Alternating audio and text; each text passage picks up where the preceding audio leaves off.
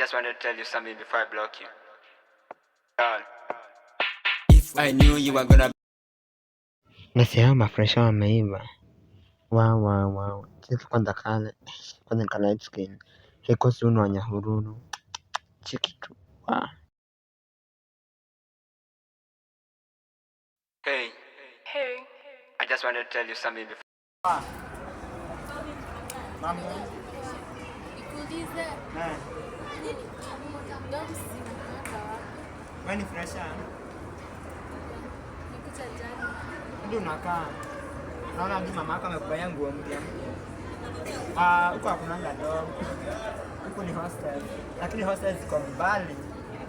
Unaona ukitoka na hii gate, uende straight. Utapata stage yako upande hizo super metro. Mwambie ikuweke Makongeni.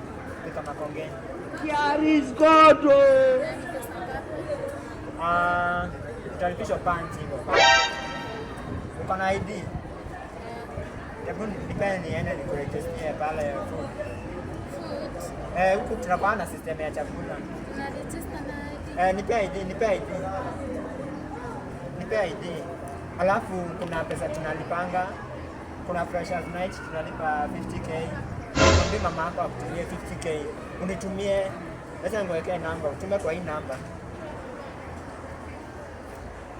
50k ya freshers night, alafu tunalipanga 5,000 za kujoin na CU.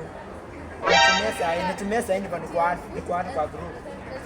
5,000 alafu tamie. Na hiyo ingine usiku ni ngapi? Hiyo ya freshers night ni 50,000. 50? Utajibamba, kuna drinks, meja atakuja. Watu wengi hadi tukujia atakuja. Nitumie sahi niko Sina hizo zote. Niko na 3 sahi. Dhirika tuma basi. Tuma kwa hiyo namba nimekuwekea hapo.